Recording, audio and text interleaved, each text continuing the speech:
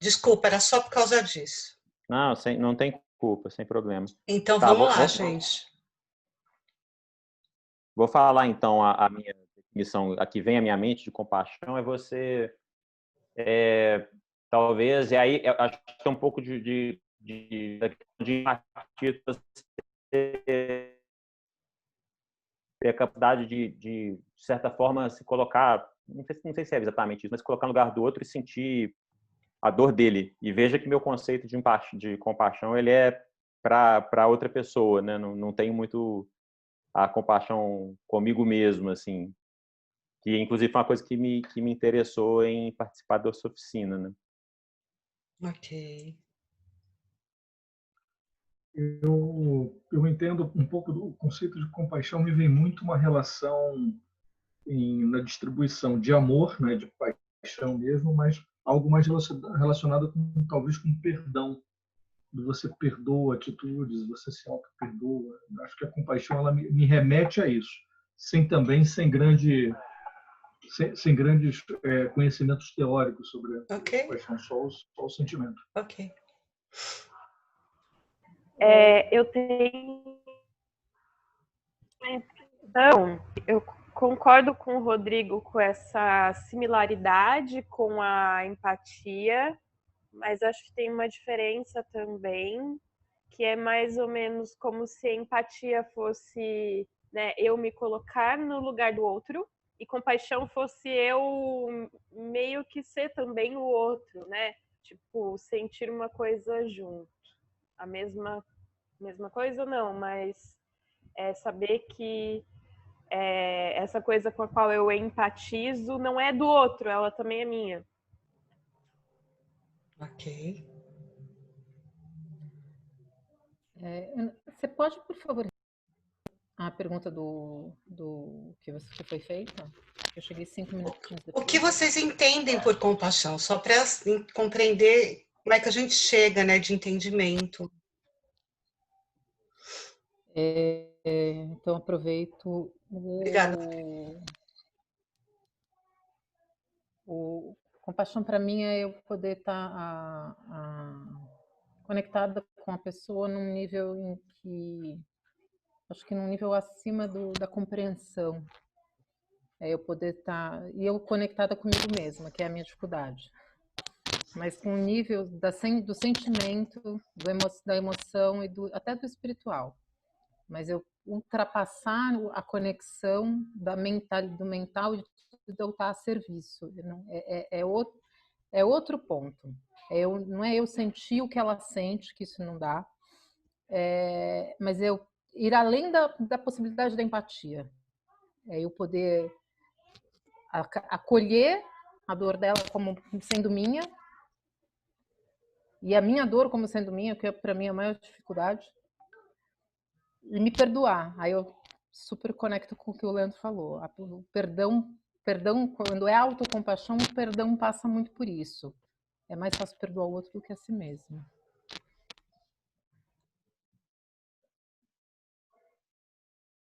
Carla ou Camila, por favor, se vocês quiserem falar, se não quiserem também, tudo bem.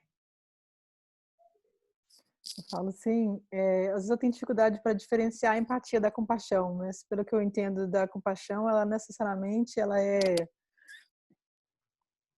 você perceber uma situação ruim de alguma outra pessoa, simpatizar com aquela situação e querer minimizar os efeitos daquela situação que alguém está sofrendo.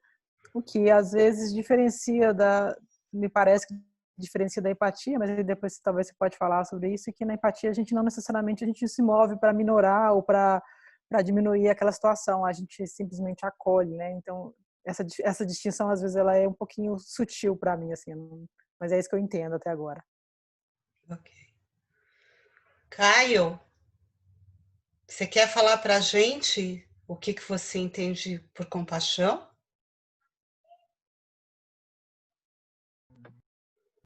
Oi, tudo bom? Tudo bem.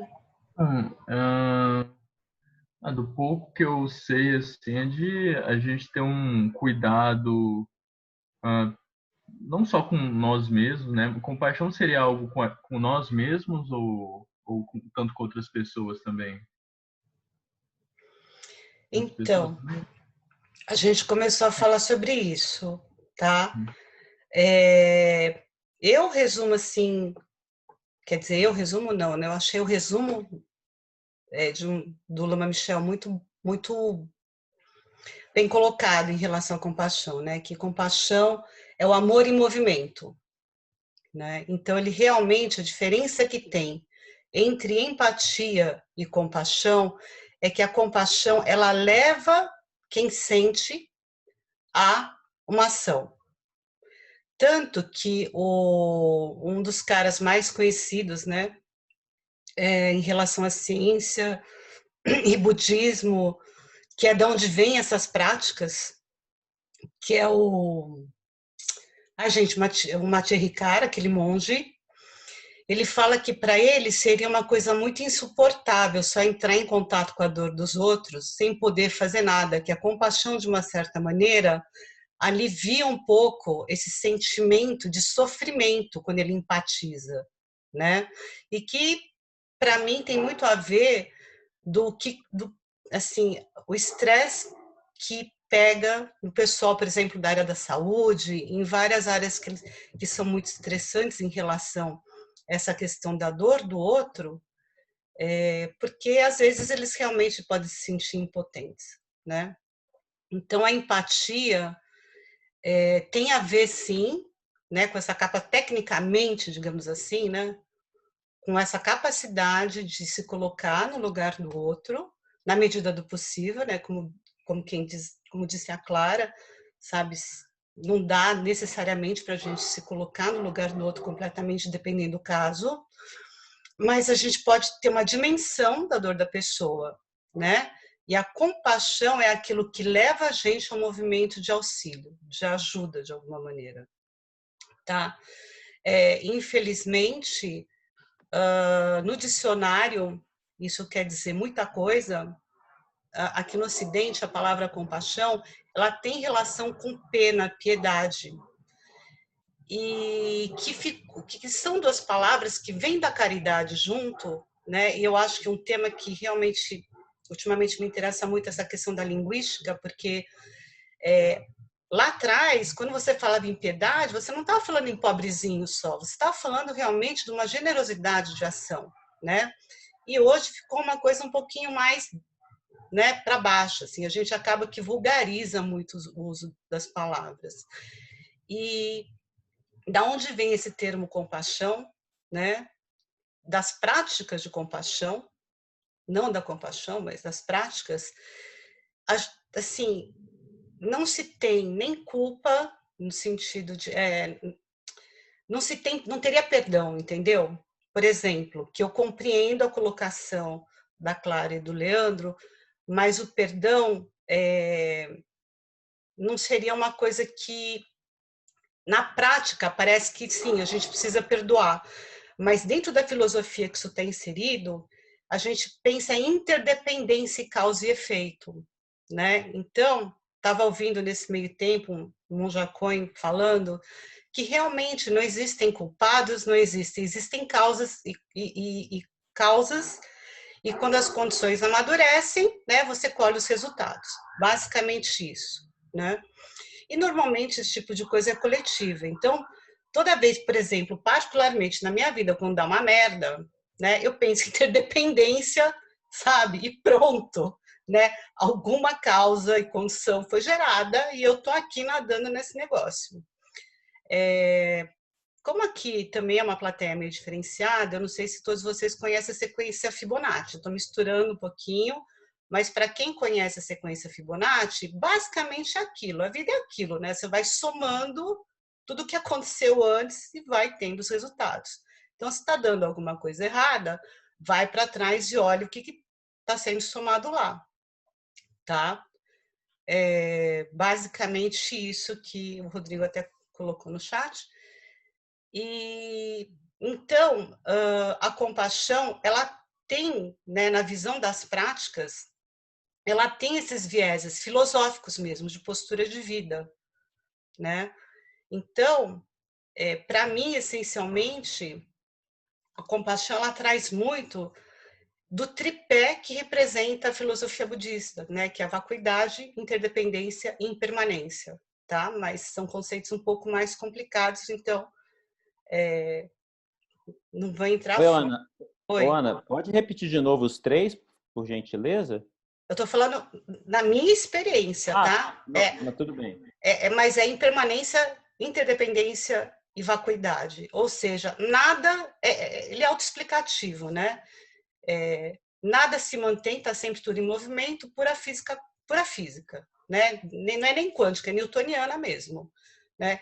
Interdependência é isso que a gente acabou de falar, e vacuidade é aquilo que permite que as coisas se alterem, né? Aquilo que tem um espaço onde as coisas acontecem, elas podem ser alteradas, né? Assim, bem raso, tá? Bem raso, falando bem raso. Mas para entrar diretamente, eu vou compartilhar com vocês um trechinho de uma apresentação para ficar mais fácil.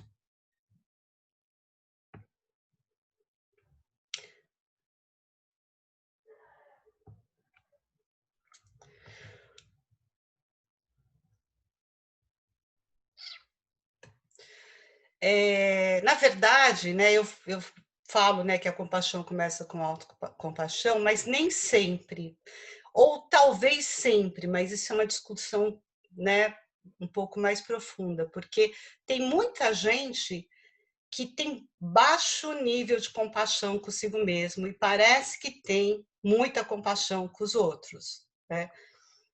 Daí, assim, a discussão profunda aqui, eu vou jogar para o final, senão vai ficar confuso, depois vocês me lembram. Então, a compaixão, ela é uma coisa que realmente tem a ver com essa capacidade de a gente se amar, né? E todo mundo quer ser feliz e evitar o sofrimento. Isso é meio natural da vida.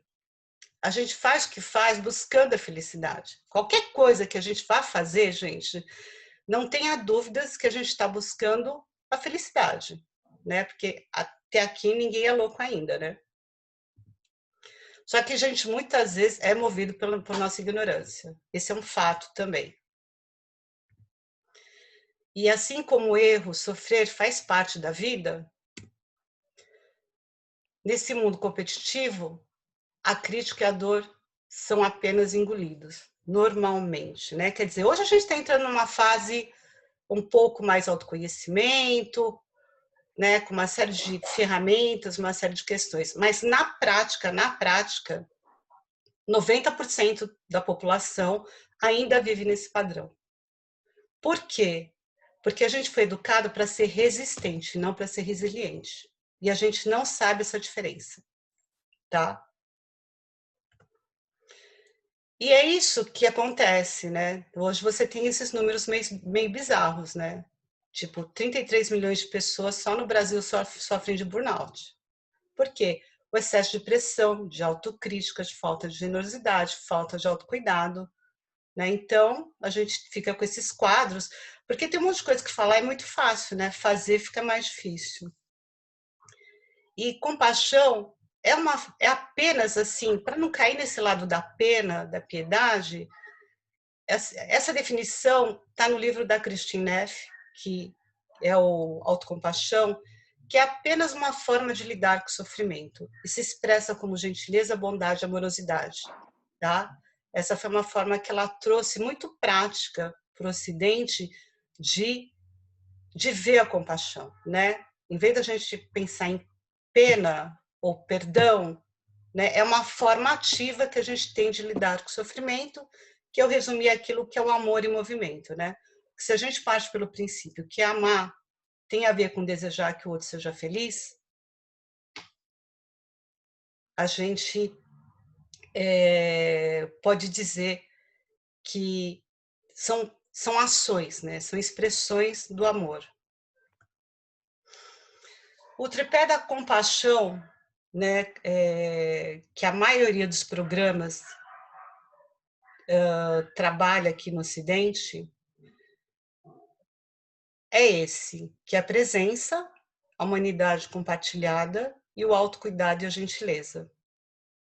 tá? Então, autocuidado no caso de self-compassion, da autocompaixão, e a gentileza em relação a tudo, não é só o outro, né? Então, talvez mais do que o perdão, né? Essa questão do perdão é uma capacidade realmente de ser gentil, independente do que o outro fez ou do que o outro pensa, né? É sempre ser gentil, né?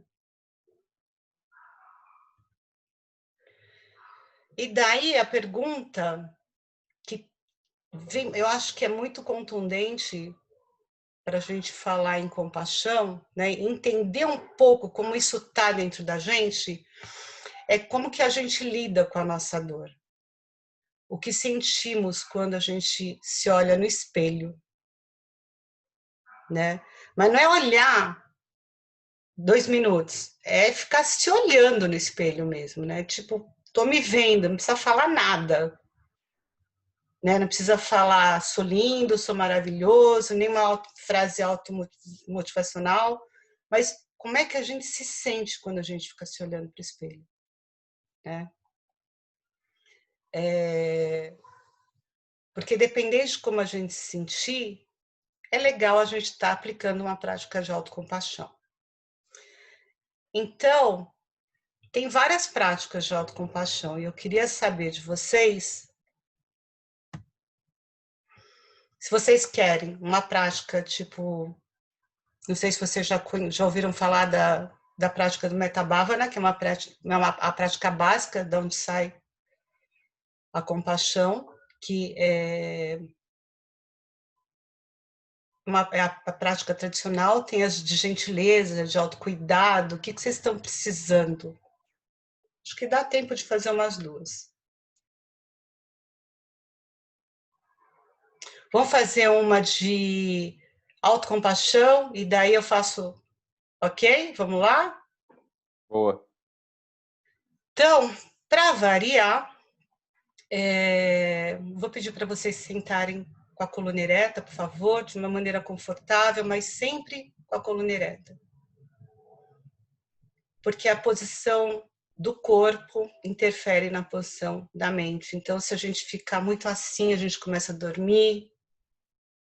Ok? Obrigada. Então, vamos lá. Eu tenho como padrão visualizar esse fio que tensiona em direção ao teto, para ir alongando a coluna e relaxando.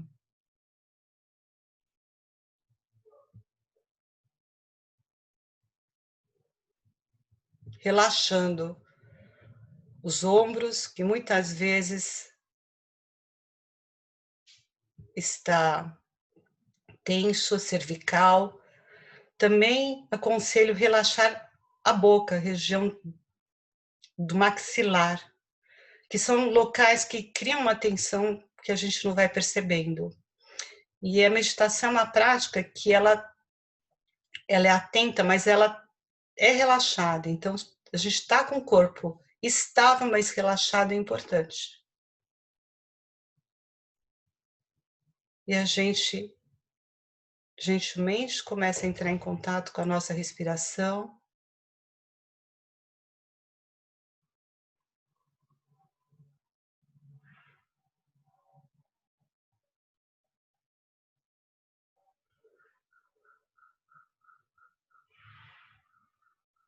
Sem fazer nenhum esforço, apenas observando com gentileza.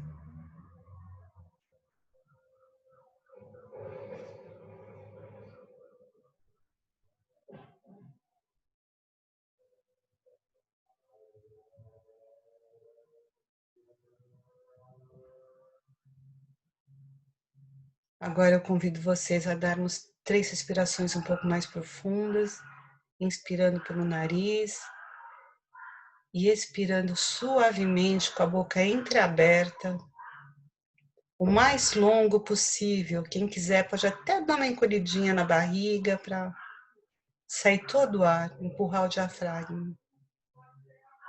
Apenas 3.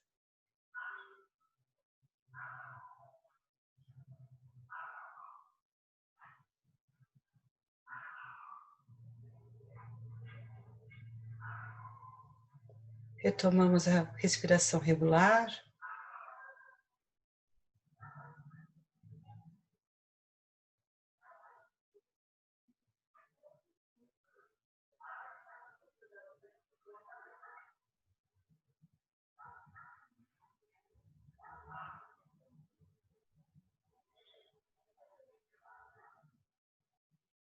E a gente agora pode trazer à mente uma situação difícil que a gente está passando, que a gente tenha dificuldade, que ainda traga algum tipo de dor.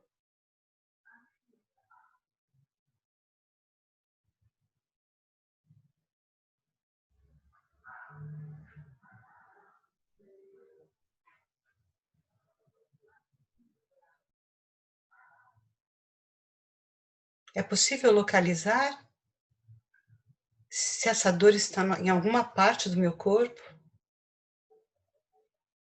Ela se manifesta em algum local do meu corpo?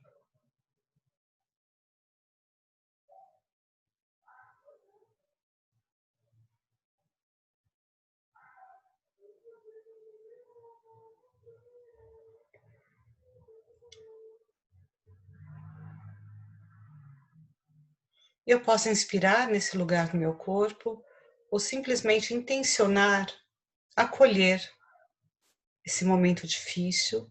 E eu até posso dizer para mim mesmo: esse momento está muito difícil. Eu simplesmente aceito as coisas do jeito que elas são.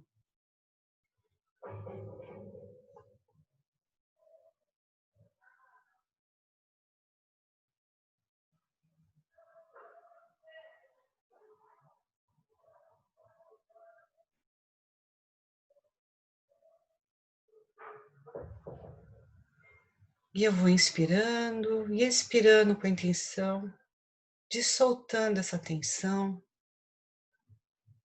mas sem forçar, apenas com a intenção de acolher.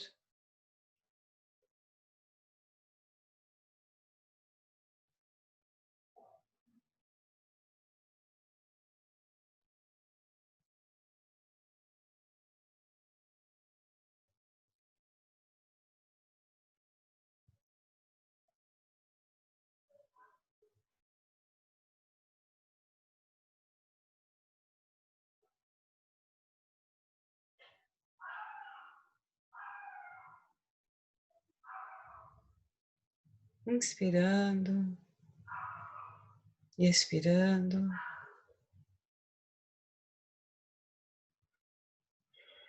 Eu também posso acrescentar: vai passar.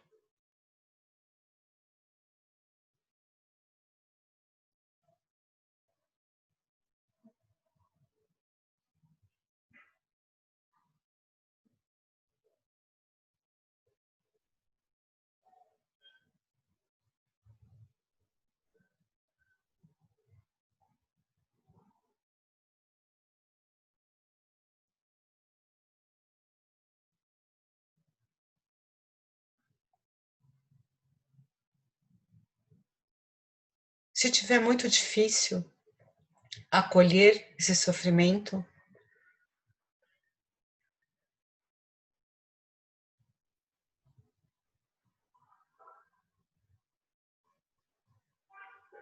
lembre-se que muitas vezes pode ter um julgamento, um sofrimento por trás do sofrimento. E mesmo sem a gente saber qual ele é, a gente assim acolhe.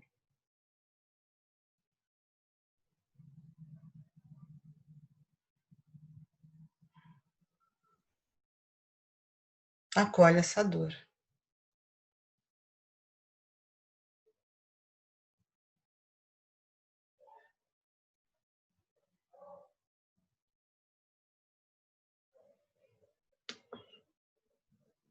Inspirando e expirando.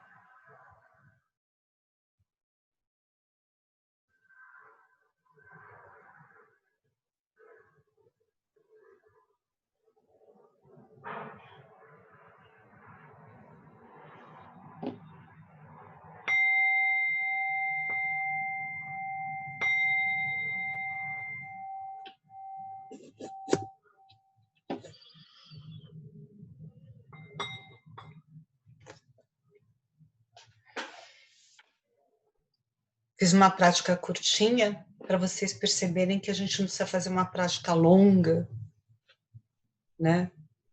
Alguém quer compartilhar alguma coisa?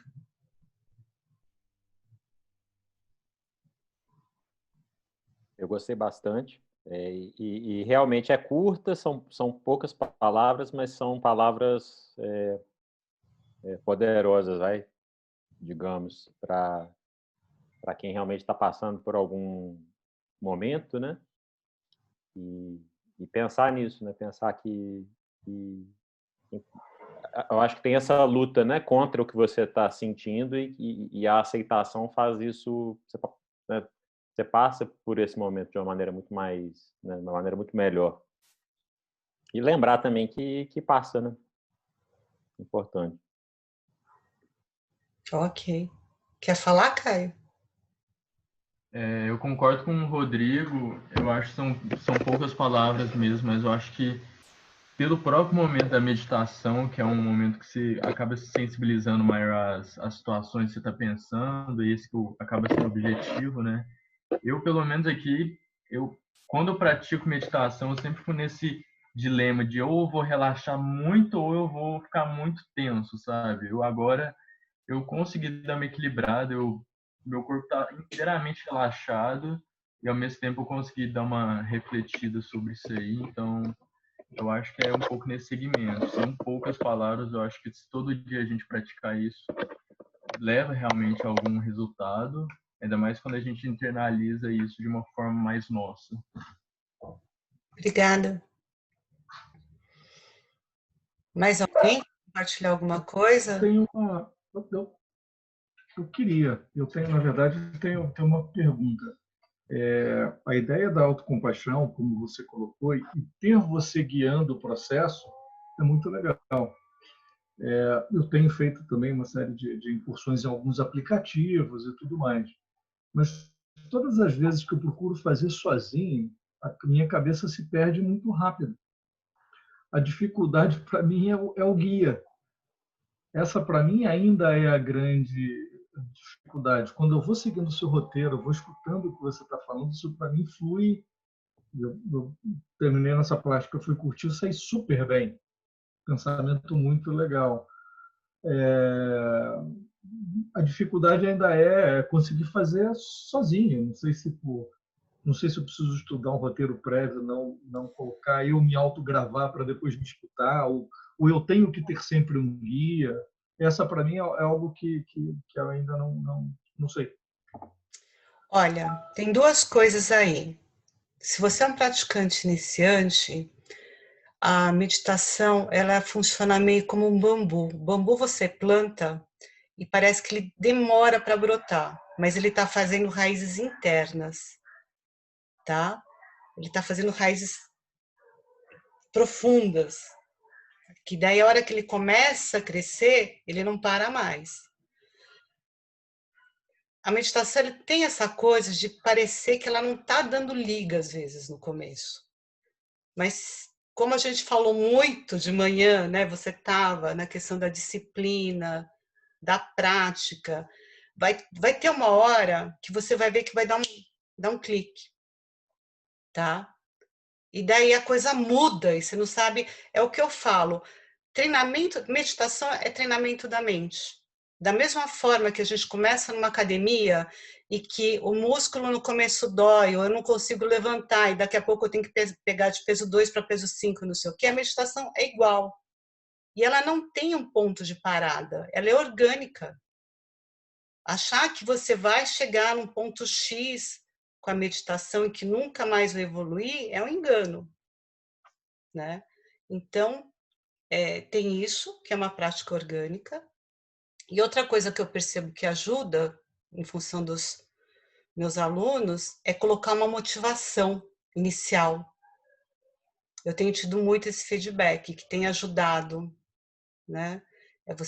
E realmente, se você for pegar as práticas originais, tem duas coisas que a gente faz sempre, né, no Oriente. Uma é ter uma motivação correta, e a prática, e depois uma dedicação, onde a gente dedica que a energia gerada pela prática seja seja de benefício dos seres em geral, entendeu? Então, às vezes, você pode parecer bobo, mas às vezes colocar esses pequenos detalhes na sua prática talvez ajude. Eu não posso jurar 100%, mas talvez ajude. Tá? É o que eu tenho tido de feedback dos alunos. Eu compartilho com o Leandro essa dificuldade também. Assim que eu começo a respirar, concentrar minha respiração, meu cérebro vai para todos os lugares possíveis e inimagináveis, assim, a dificuldade de concentração, como o pessoal diz, né, superávit de atenção, né? Eu tenho essa dificuldade também. E foi muito bom, assim, quando a gente consegue ir conduzida por alguém, realmente vai bem mais fácil, né? E falando dessa prática específica, foi bem emocionante, assim, porque eu consegui ver no meu corpo onde é que estava doendo, onde é que estava a parte que eu tinha que acolher. Isso foi muito legal, foi emocionante mesmo. Eu tenho uma misturadinha numas práticas. Outra coisa que ajuda, gente, é colocar toda a atenção no sentido durante a respiração. Porque tem uma pegadinha aí que todo professor fala, mas não fica muito claro, né? Assim, não é que não fica claro. Não sei se vocês já repararam, todo professor fala, coloca atenção na temperatura do ar que entra, na temperatura do ar que sai, no ar passando. Por quê? Hoje a gente sabe que cientificamente a gente tem 2 circuitos no cérebro, um da narrativa e o outro sensorial. E quando um está funcionando, o outro não está. Então, quando você coloca forçadamente a sua atenção no sensorial, nos sentidos, acaba que fica um pouco mais fácil. O que acontece é que talvez fique um pouco mais cansativo para algumas pessoas, porque é treinamento de atenção mesmo. O mindfulness, como ele é colocado hoje, é um treinamento de atenção, né? E não originalmente ele é um treinamento de atenção, sim, mas muito de contemplação, onde eu vou ficar contemplando o meu mundo interior sem me deixar mover pelas aversões e atrações. Então, o treinamento da mente é se manter estável e não ficar flutuando nesses polos de atração e aversão, que a gente recebe através de sentidos, né? Mas, se vocês colocarem essa concentração, né, essa atenção mais acentuada nos sentidos, com certeza vai facilitar.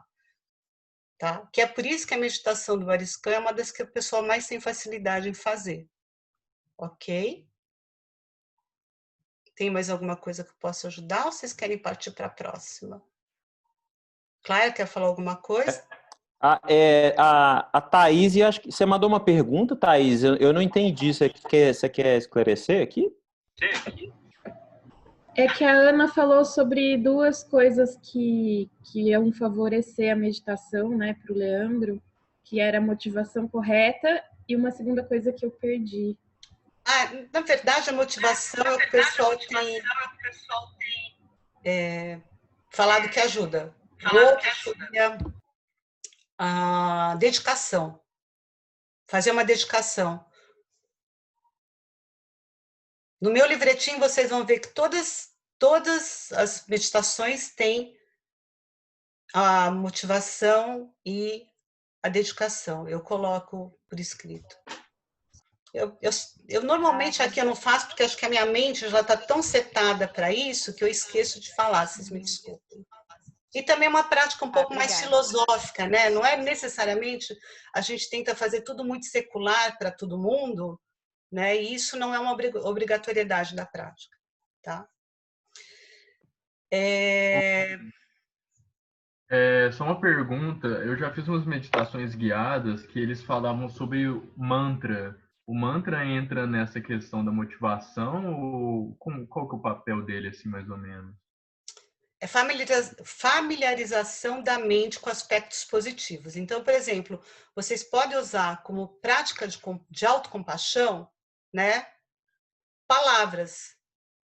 Vocês podem fazer isso, né? Tipo, eu me amo, sabe? Eu mereço, eu me cuido, sabe? E solta tudo aquilo que seria o contrário, né? Muitas vezes a gente fala, inspiro luz, né? Solto os meus nós, ou inspiro luz, expiro amor. Vocês podem escolher.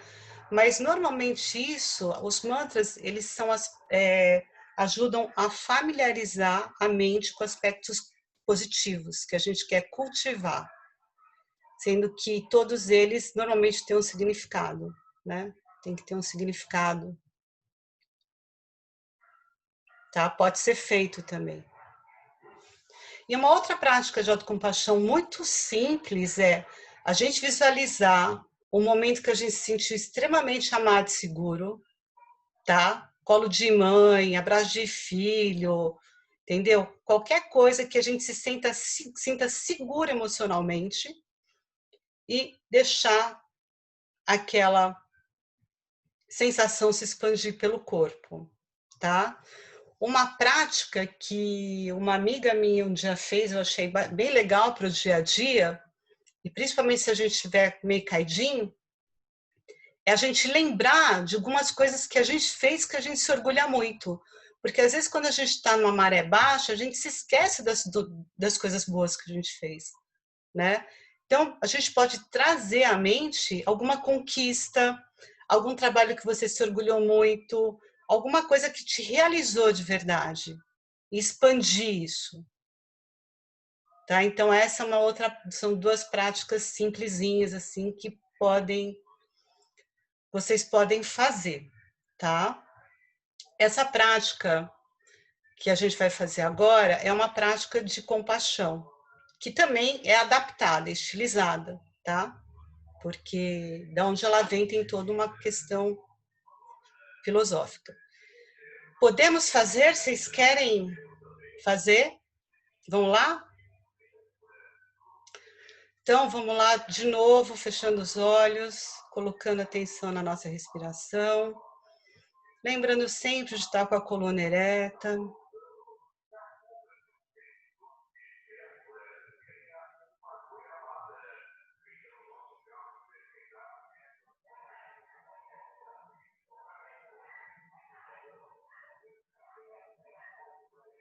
Inspirando e expirando.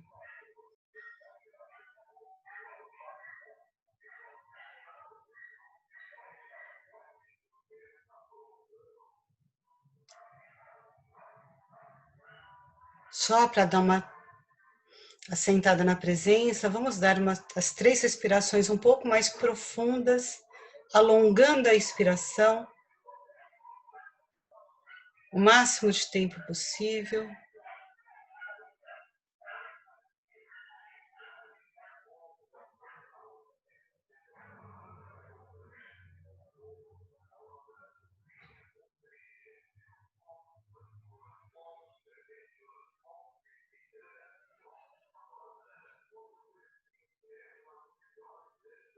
Retomando a respiração regular.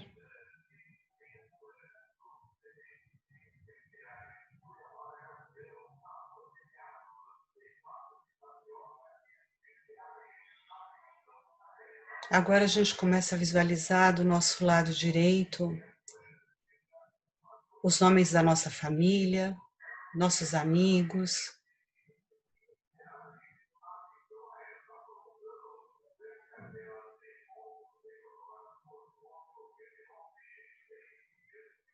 Todos os homens que a gente tem apreço.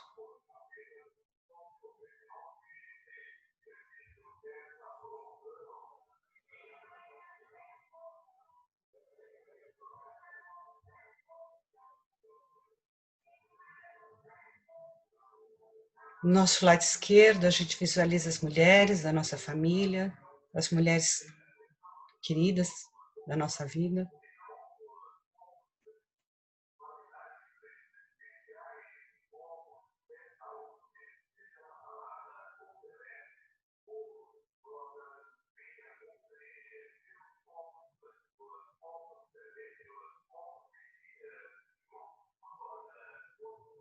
Atrás de nós, a gente pode visualizar todos os outros seres, todas as outras pessoas.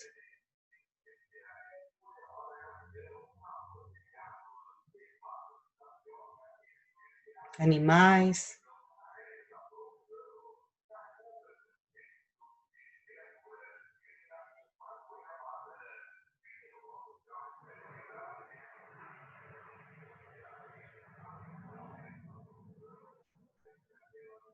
E à nossa frente, visualizamos aquelas situações, pessoas que nós temos dificuldade.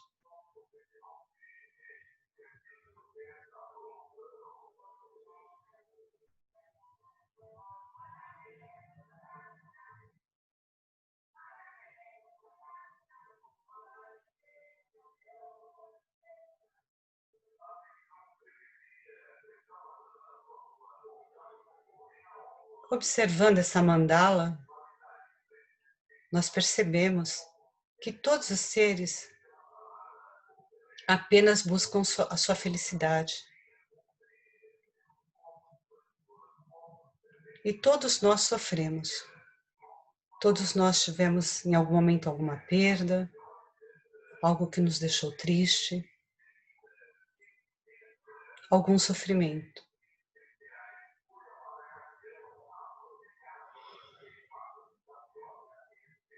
E esse sentimento, essa observação, faz com que cresça em nosso coração um profundo amor e uma profunda compaixão.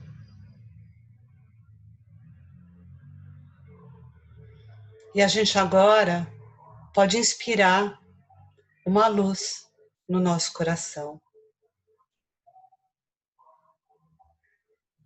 Preencher o nosso coração de luz. E conforme o nosso coração fica cheio de luz, começam a jorrar dele luzes em direção ao coração de todas as pessoas, todos os seres.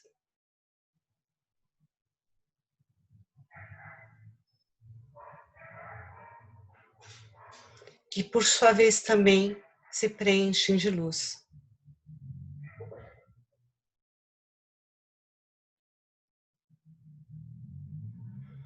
Em forma de luz, voltam para o nosso coração. Não existe mais separação.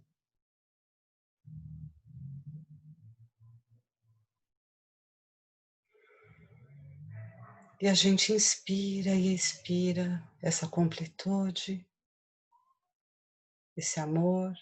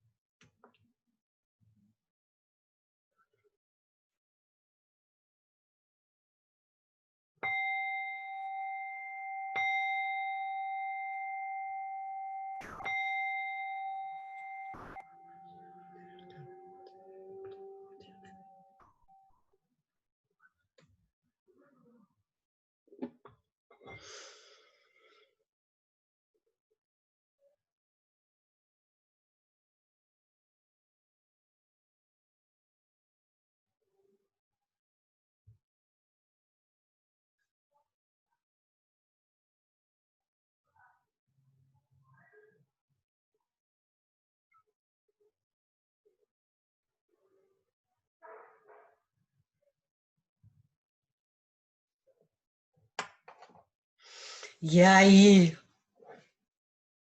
diferente?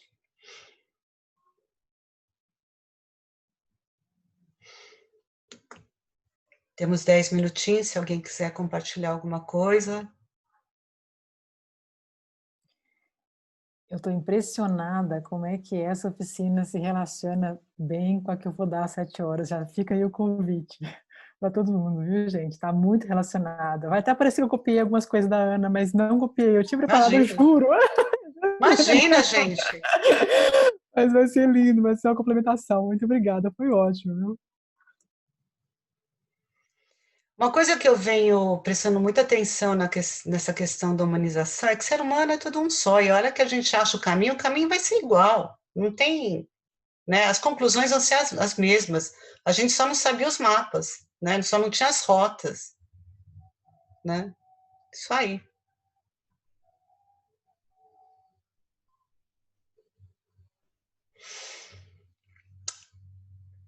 Ninguém quer compartilhar nada? Na verdade, eu estou feliz, porque na hora que você falou assim, alguém que eu tenho uma dificuldade, ficou difícil de lembrar alguém. Eu estou achando que eu estou evoluindo de algum modo, sabia? É. Isso é bom. Muito. Eu consegui colocar meus filhos nesse momento. Quarentena com os filhos, né, grudados. É uma Imagina. dificuldade. Não deixa de ser. Não, e assim, é um dos fatores que assim, a gente não quer. Eu tinha um pedido de comunicação não violenta com crianças, né? Com família. E uma das questões mais é assim, é o quanto eles não respeitam o espaço. E a minha filha, como vocês viram, tem 8 anos. E eles simplesmente chegam, então assim, eu tenho que lidar com a raiva, porque eu não tenho outra alternativa, eu preciso aprender a lidar com a raiva. E porque não posso pegar e enforcar, né? Não dá. Então, aí é uma questão de ter compaixão com eles e comigo, porque é a minha raiva, é o meu sentimento, eles são os meus filhos e isso gera uma montanha de irritações e me tira muito a conexão. Então, por exemplo, eu falei, estou de fone de ouvido na frente do computador, não pode interferir, né? Mas eu consegui, fiquei muito feliz que eu consegui por algum momento, acho que a prática recorrente ajuda, mas que eu consegui seguir e trazer essa luz para dentro. Eu saí mesmo ouvindo o barulho deles, eu consegui separar isso e trazer essa luz para me sentir melhor. Então foi muito, muito bom, foi muito poderoso. Essa é uma prática que eu compartilho, que você pode fazer muito rapidamente, mas todo dia ela muda o mindset de muita coisa, sabe? Você pode fazer ela rápida, não precisa, acho que todas as práticas você pode fazer ela mais longa, mais enxuta, mas eu acredito que esse tipo de prática muda o mindset de uma maneira muito profunda, em termos de generosidade, de compartilhar, de uma série, até dessa questão, né, que você falou, porque realmente a gente é difícil, né, a gente manter os espaços. Agora, uma coisa que eu esqueci, que eu senti, esqueci de falar da primeira prática, é que muitas vezes quando a gente traz alguma coisa que está desagradando a gente, que a gente está precisando de autocompaixão, às vezes a história ela gruda, né? Em vez de você pegar só, trazê-la para a mente e deixar ela lá, a coisa começa a conversar, né? E daí traz atenção de volta para a respiração um pouco, né? Porque aí, às vezes a coisa pode estar muito difícil ainda e o barulho, em vez de sair da mente, ele aumenta, né? E nessas horas também aceitar o fato que você está muito bravo, que você está, seja lá o que for, é importante. Aceitar as coisas como elas são. E principalmente falar, ok, a pessoa fez aquilo. Não importa se tem o que tem, entendeu? Aquilo aconteceu. Aquilo aconteceu e eu estou me sentindo assim. Ajuda. Para desgrudar esses pensamentos chicletes. Tá bom? Então, acho que até fomos bem pontuais, né? Se vocês não quiserem mais nenhuma dica, nada que eu possa fazer para colaborar com vocês. Eu perdi uns pedaços porque foi um momento de bastante interferência. Esse horário não é o melhor para meus momentos. Mas me chamou a atenção uma fala da Carla. E eu escrevi agora há pouco tempo um e-book bem longo sobre mindfulness e meditação, que eu fiz para a Explore, que é um cliente meu de comunicação. E uma das coisas que eu gostei muito do que a consultora falou foi da nossa capacidade de se desprender dos pensamentos, que os pensamentos ficam à parte da gente, a gente consegue deixar ele ir e vir, e eles não são a gente, eles são algo externo a nós. Uhum. E que isso me faz muito sentido, né?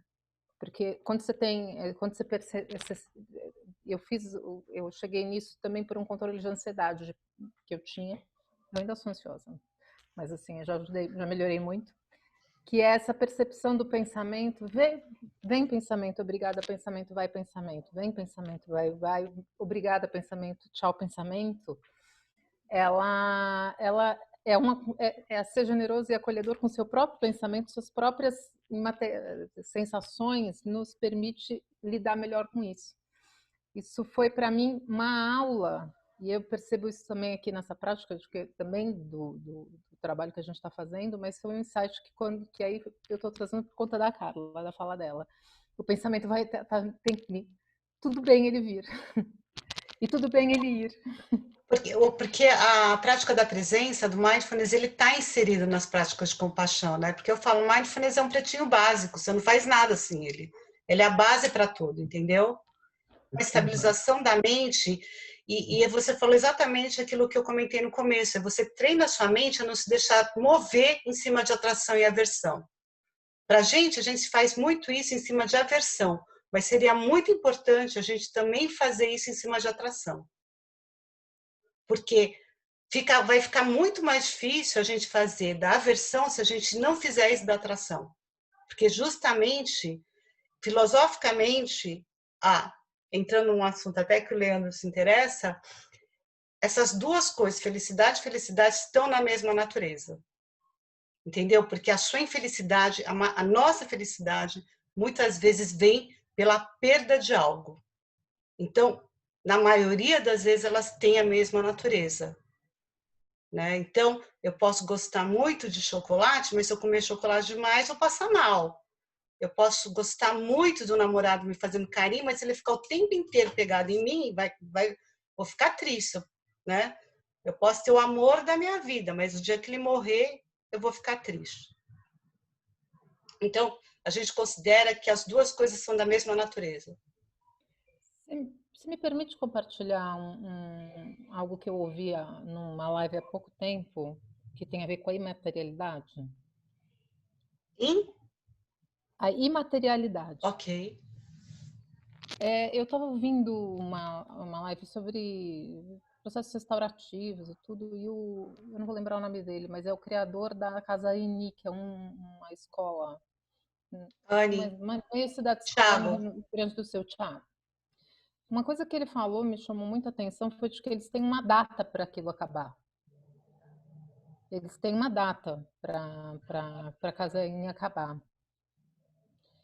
E o motivo foi que ele falou, mas tudo é impermanente, não existe nada para sempre. Quando a gente se propõe a ter algo, uma previsão de uma data para acabar, acho que é 2035 que eles colocaram, a gente tem que lidar com a imaterialidade do ser. A gente tem que lidar com que não existe nada permanente. E isso muda a nossa perspectiva.